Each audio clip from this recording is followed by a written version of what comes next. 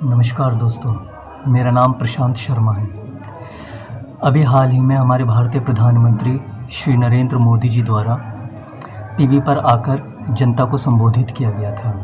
यदि आपने सुना हो तो उसमें उन्होंने विशेष रूप से जिस बात पर जोर दिया था वो थी कि स्वदेशी उत्पादों पर, कि हम अपने भारत में निर्मित स्वदेशी उत्पादों का ही प्रोडक्शन ज़्यादा से ज़्यादा करें और उन्हीं को ही हम खरीदें, विदेशी उत्पादों को हम ना खरीदें। ये अपने आप में एक सशक्त और सकारात्मक कदम है। ऐसा कहने से ये हमारे राष्ट्र को एक मजबूताई की ओर ले जाएगा। लेकिन हमें इस बात की गहराई पर भी जाना पड़ेगा कि आखिर ऐसा क्या कारण था कि देश को संबोधन करते हुए जो हम आज के समय और आज की परिस्थिति में रह रहे हैं, उसके साथ साथ स्वदेशी उत्पादों पर जोर देने के लिए भारतीय प्रधानमंत्री द्वारा क्यों कहा गया? क्या इसके अंदर कोई और सच्चाई है या कोई इसका तथ्य कुछ और है कि जिसे वो कहना चाहते हैं? चलिए इस पर प्रकाश डालते हैं। जहाँ तक मेरा अपना अनुमान है और मैं जिस निष्कर्ष पर पहुँचा हूँ वो ये कहते हैं कि वित्तीय वर्ष जो वर्तमान वित्तीय वर्ष अप्रैल 2020 से मार्च 2021 तक का, इसमें जो इकोनॉमिक रूप से जीडीपी, ग्रॉस डोमेस्टिक प्रोडक्शन, यानी कि सकल घरेलू उत्पाद जो है वो इस वर्ष पिछले वर्ष की अपेक्षा 0.8% पर गिरावट के साथ दर्ज हुआ है। और यही नहीं, अभी जो वर्तमान का परिवेश चल रहा है, वर्तमान की स्थिति चल रही है, उसके अनुसार वर्ष 2022 यानी कि फाइनेंशियल ईयर 2021 टू 2022 में जो ग्रॉस डोमेस्टिक प्रोडक्शन आने की उम्मीद है वो मात्र 6.7% यानी कि 6.7% दर्ज होने की उम्मीद है, जो आज का अनुमान चल रहा है उसके अनुसार। क्योंकि ये हम सभी जानते हैं कि संसार का सबसे बड़ा लॉकडाउन वर्तमान में भारत में 21 दिन का लगाया गया है, जिसके चलते इस देश में समस्त फैक्ट्रियां, कारखाने, लघु उद्योग, कुटीर उद्योग, हर तरीके की इकोनॉमी, चाहे रेलवे हो या एयरफोर्स से रिलेटेड हो या एयर विमान्स हो, एयरलाइंस हो, व्हीकल्स हो, हर चीज़ पर रोक लग गई है। हर चीज़ का बिज़नेस ख़त्म हो चुका है। छोटे बड़े उद्योग सब चीज़ इस समय रुक चुके हैं। तो इस चीज़ को देखते हुए 21 दिन का जो मेज़रमेंट निकाला गया है, जो अनुमान लगाया गया है कि इन 21 दिन में जो इकोनॉमिक क्राइसिस हुआ है, यानी कि आर्थिक संकट जो पहुंचा है हमें, जो आर्थिक क्षति पहुंची है, वो अमूमन 7 से 8 लाख करोड़ रुपए का आकलन किया गया है। इतनी उम्मीद लगाई गई है, जो अनुमान है कि इतना है, कम भी हो सकता है, ज़्यादा भी हो सकता है। लेकिन यदि इन 21 दिन को हटाकर इस संपूर्ण लॉकडाउन को जो 22 मार्च से लेकर आज तक चला है, उस 21 दिन को भी लगाकर यदि देखा जाए तो अनुमान ये लगाया जाता है कि कम से भी कम 18 लाख करोड़ रुपए का आर्थिक क्षति इस देश को पहुंची है, जो कि अपने आप में सेकेंड वर्ल्ड वॉर यानी कि द्वितीय विश्व युद्ध के बाद शायद उससे बड़ा या उसके बराबर ही दूसरी क्षति भारत को आर्थिक रूप से पहुंची है। परंतु यदि हम ये देखें कि ये क्षति जो पहुंची है हमें, ये कोई जानकर नहीं पहुंची, ये हमारे आप को, अपने राष्ट्र को बचाने के लिए, अपने राष्ट्र का निर्माण करने के लिए, अपने राष्ट्र के अस्तित्व को बनाए रखने के लिए इस तरीके का कदम सशक्त रूप से केंद्र सरकार द्वारा उठाया गया, जो कि अपने आप में एक काबिल तारीफ़ है और इसका हमें सम्मान करना चाहिए। लेकिन इसका यदि हम एक सकारात्मक रूप देखें कि आखिर ऐसा कहा गया तो इसका सकारात्मक पहलू क्या हो सकता है और हम किस तरीके से आर्थिक मंदी या आर्थिक संकट से उभरने के लिए, अपने देश को पुनः स्थापित करने के लिए, राष्ट्र निर्मित करने के लिए एकत्र हो सकते हैं। तो उसका एक सकारात्मक पहलू ये है कि हम सभी अपनी इंडियन इकोनॉमी, अपनी भारतीय अर्थव्यवस्था को बचा सकते हैं, उसे मजबूताई दे सकते हैं, केवल और केवल इस रूप में कि इसके लिए हमें लड़ाई तो लंबी लड़नी पड़ेगी, लेकिन उस लंबी लड़ाई के पीछे जीत निश्चित है। उसका क्या पहलू है जीत निश्चित का, कि इसके लिए हमें सबसे ज़्यादा हमें कोई इस सरहद के पार जाकर या अपने देश की सरहद के पार जाकर किसी दूसरे देश के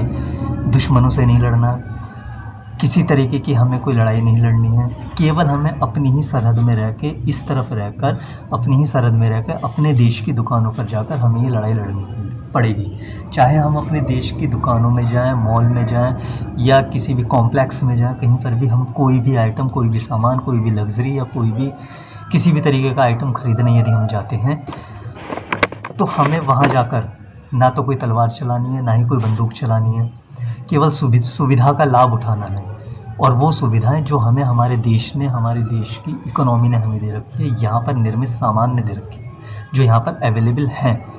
जिन्हें हम नज़रअंदाज करते हैं। तो हमें सबसे पहले क्या करना है कि हमें लड़कर, दूसरे को मारकर नहीं, खुद लड़कर, अपने देश में लड़कर अपनी इकोनॉमी को ज़िंदा रखने का प्रयास करना है, उसका रास्ता निकालना, उसका विकल्प खोजना है। और उसके लिए सबसे बढ़िया विकल्प ये है कि हमें एक सोल्जर की भांति, एक सैनिक की भांति अपना टारगेट निश्चित करना है, दृढ़ संकल्पित होना है कि हमें केवल स्वदेश निर्मित वस्तुओं को ही क्रय करेंगे, खरीदेंगे, और स्वदेश निर्मित वस्तुओं को खरीदने पर ही हमारे जो विकल्प निकलेंगे देश के लिए, आगे तक के लिए एक दूरदर्शिता के साथ, वो ये निकलेगा कि यहाँ पर मैन्युफैक्चरिंग बढ़ेगा, हमारे देश का मैन्युफैक्चरिंग प्रोडक्शन बढ़ेगा, यहाँ पर मज़दूरों को काम मिलेगा, बाहर पलायन रुकेगा, और हमारी ये एक बूस्टअप होगा अपनी इंडियन इकोनॉमी को ग्रोथ करने के लिए। इस वजह से, और अपने देश के माल को खरीदकर, अपने देश के सामान को खरीदकर, यहाँ की वस्तुओं को खरीदकर हम अपने देश को हर रूप से दृढ़ संकल्पित मजबूत करेंगे। इसके लिए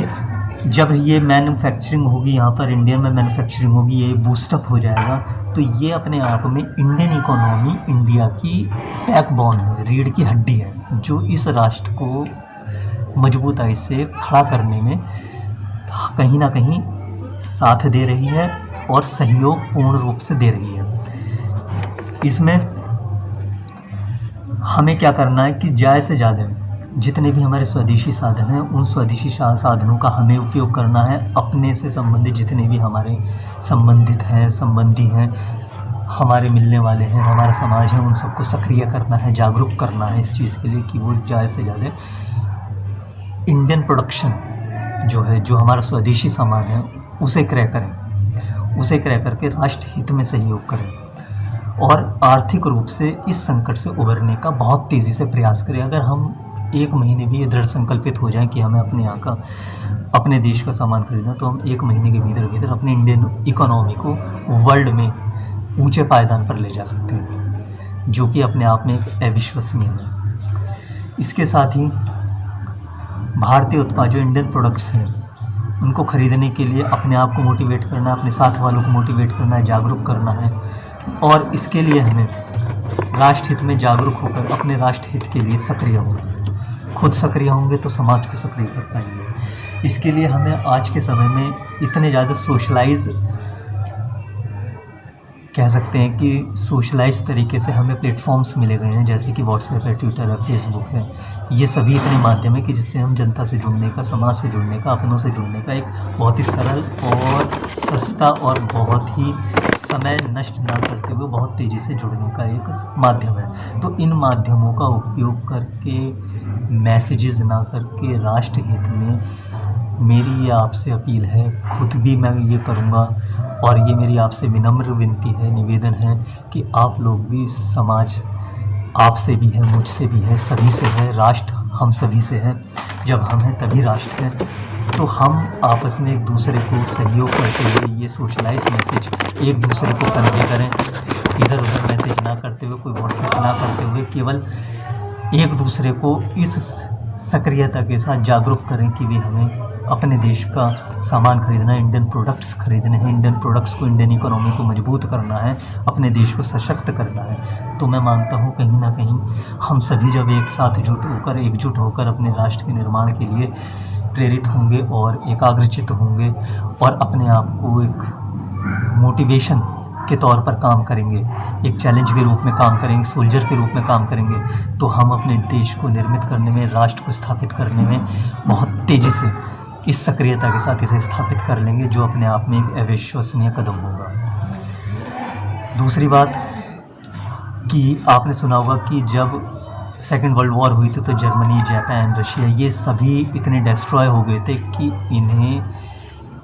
इनके पास खाने तक के लिए भी साधन नहीं था। इन्होंने वहाँ उस स्टेज से शुरू करते हुए खुद का अपना प्रोडक्शन शुरू करा, छोटी से छोटे प्रोडक्शन और बड़े से बड़ी चीज़ का प्रोडक्शन इन्होंने खुद स्वनिर्मित करा, अपने देश में निर्मित करा। तभी ये एग्जाम्पल है कि आज के इस टाइम में ये संसार में एक उस स्टेज पर पहुंच चुके हैं कि वर्ल्ड में जो कंट्रीज़ हैं, जो अपने आप में एक फाइनेंशियल तरीके से, इकोनॉमिकल तरीके से स्ट्रांगली रूप से समझी जाती हैं, तो उनमें इनका नाम आता है। क्यों आता है? क्योंकि ये एक स्वनिर्मित है, खुद के प्रोडक्शन पर विश्वास करते हैं, खुद के प्रोडक्शन का यूज़ करते हैं, ना कि विदेशों से खरीदे हुए प्रोडक्शन का। इसीलिए मेरी आपसे ये विनती है कि अपने राष्ट्र को सुरक्षित करने के लिए, शक्तिशाली बनाने के लिए, राष्ट्र को एक स्तंभ के रूप में मजबूत निर्माण करने के लिए और अपनी आवश्यकताओं के अनुरूप अपने वस्तुओं को, अपने उत्पादों को जो हमें चाहिए वो देश के द्वारा जो बनाया जा रहा है, जो प्रोडक्शन करी जा रही है, उस पर ही हमें डिपेंड होना चाहिए, उसी से ही हमें अपने जीवन का निर्वाह करना चाहिए। इसी के साथ ही तभी हमारा देश भी आत्मनिर्भर बनेगा। दूसरी बात कि महत्वपूर्ण बात यह है कि हम अपने देश का जो प्रोडक्शन है उसे कैसे पहचानें कि हमारे देश का प्रोडक्शन है, कि हमें ये ख़रीदना है,